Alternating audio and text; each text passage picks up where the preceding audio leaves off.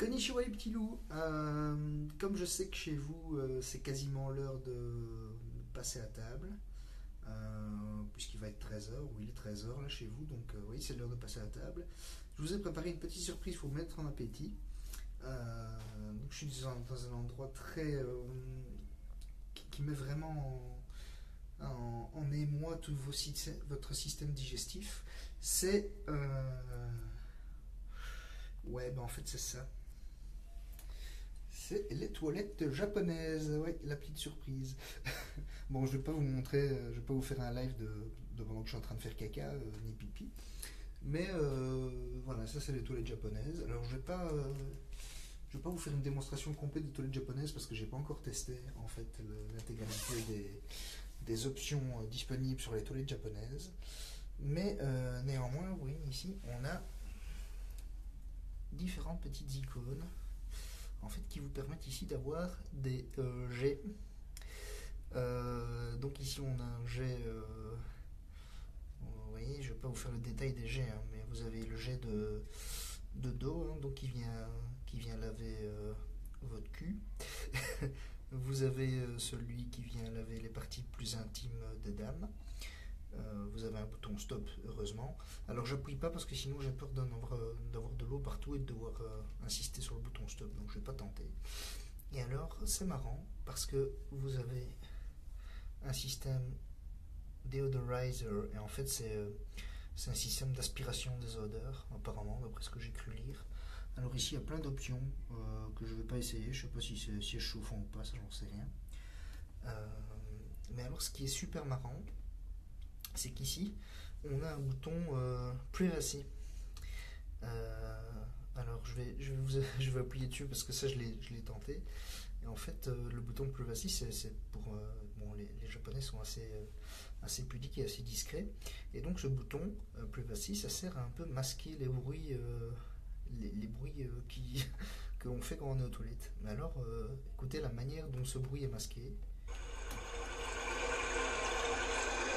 Alors, on peut régler le volume, hein. Les bruits sont masqués avec un bruit de chasse d'eau qui coule. Voilà, vous voyez, je vais être plus fort ou moins fort. Donc ça c'est vraiment marrant. Donc en fait on veut pas dire qu'on est aux toilettes, donc on a un bruit de chasse d'eau qui coule. Y a-t-il quelque chose qui définit plus les toilettes que la chasse d'eau qui coule? Donc c'est vraiment marrant. Ça je l'ai découvert hier. Qui avait certains boutons. Voilà, ici j'ai mis le volume au minimum. Et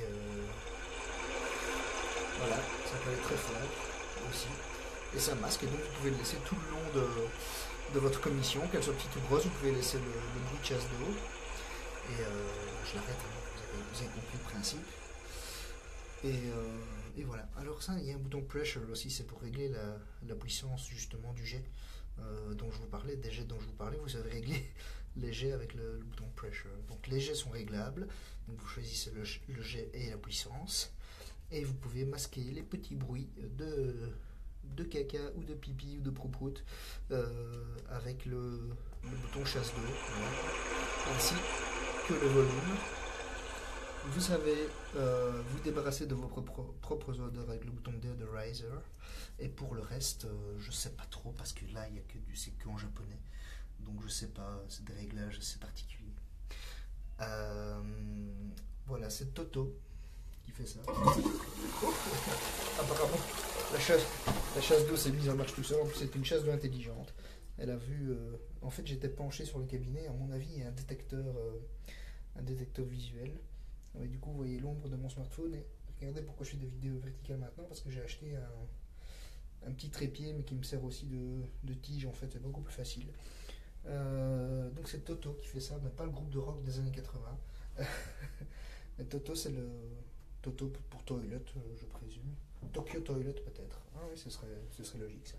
Et évidemment vous pouvez, parce que propreté oblige, désinfecter la lunette avant de faire votre commission pour vous asseoir.